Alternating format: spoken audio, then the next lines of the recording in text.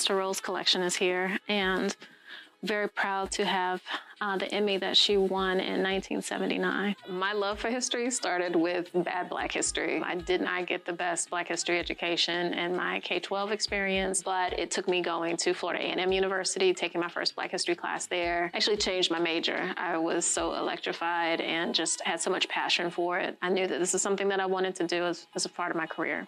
What people should know about the African American Research Library and Cultural Center is that when it was created in 2022, it was only one of 3 such institutions in the nation. It was really inspired by the Schomburg Center for Research in Black Culture, which is a part of the New York Public Library System, and the Auburn Avenue Research Library, which is attached to the Fulton County. This is a publicly funded space that intentionally collects the history of African descendant people.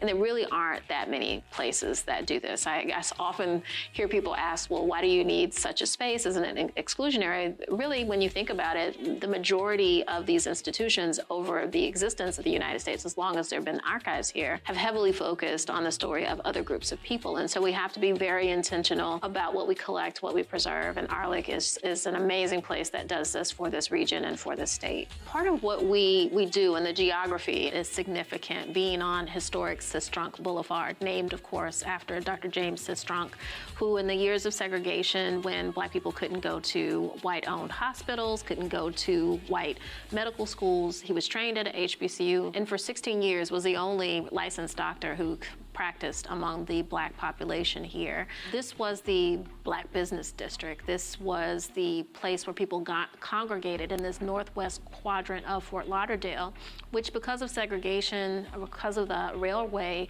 was designated as the place where Black people were allowed. And so our communities grew up over decades here. And so Arlick is a part of that legacy. We actually took the place of the Mizell Library, which was the segregated library branch for this region. We still have those books as a part of our collection. We have carried that legacy forward with this institution. And so as we move into the future, we do hang on to the remnants of our story. They did happen. Segregation was real for us. What was really important for me and what I love to uplift is the ways that people of African descent survive. The creativity, the wherewithal, the self-determination, all of that is represented when I think about historic Sistrunk and its legacy, and Arlick is proud to be a part of that. Please tell me in the comments that you own a library card. People are so impressed by this facility, and all credit to Samuel F. Morrison. He was the director of Broward Libraries and was the individual who conceptualized, came up with the idea for the creation of such a place. There is intentionality in every portion of it.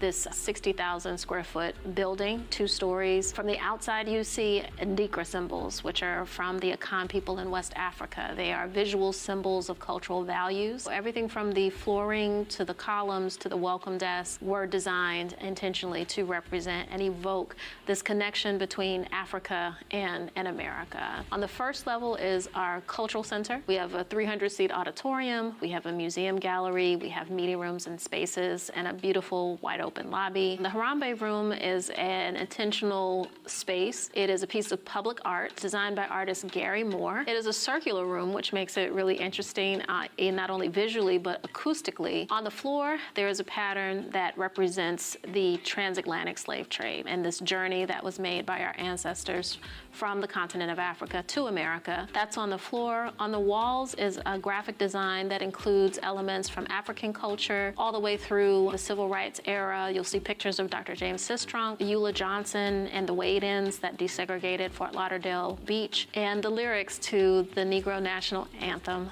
Lift Every Voice and Sing. On the second floor, we have stacks in adult information services and youth services. In youth services, there is a real focus on diverse literature that features characters, protagonists of color, which is really important for the self-esteem and development of young Black children, and we do some excellent programming out of our youth services division. But the real gem, what makes us special, what makes us a flagship within the library division is our archives. We have a special vault that is climate controlled, and we have over 1 million items from rare books to manuscripts to art that we keep and preserve here on site. It's important for us to make sure that we're telling stories that don't just start in slavery. We want people to have a connection to the African continent.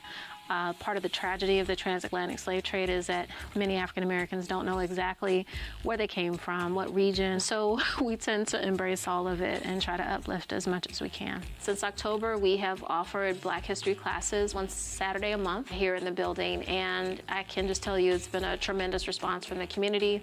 So much so that we recently announced that we are going to start adult cohorts. There are people who got no Black history or bad Black history when they were going through school. They want to be a part of the conversation, and it makes sense. If we are going to have the type of substantial change that we need, we all have to start, number one, with a basic set of facts. You can teach the kids, but the adults need to have the same information as well. And so if there's any indicator of the power of this history, it's been the parents who have sat in the classes with the students, and their attention, their amazement, their questions are really just an indicator of the gaps in knowledge that we have, or the misunderstanding, the things that we haven't shared and been talked about. And for me, that is a really important part of how we build the future, build a better future, an inclusive future, an honest future, is starting with basic facts of history. What people of African descent have had to contend with since coming to these shores has been combating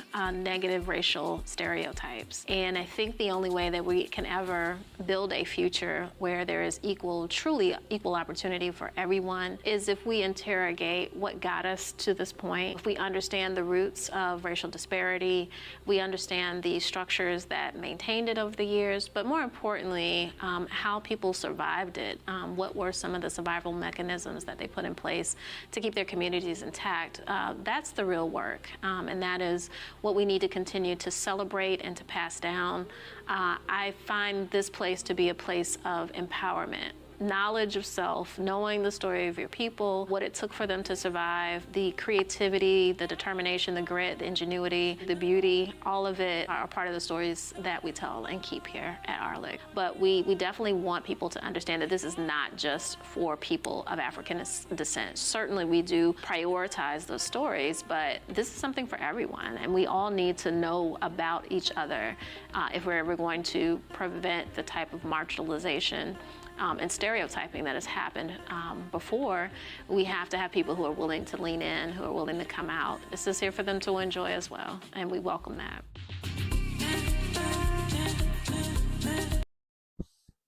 This video raises questions, and I need for you to be extremely honest in the comments when answering them. And just so you know, I actually have one question. What's something you learned from watching this video? Now, please be honest in the comments when answering this question. Share this video with anyone you deem necessary. And don't forget to like and subscribe to the channel.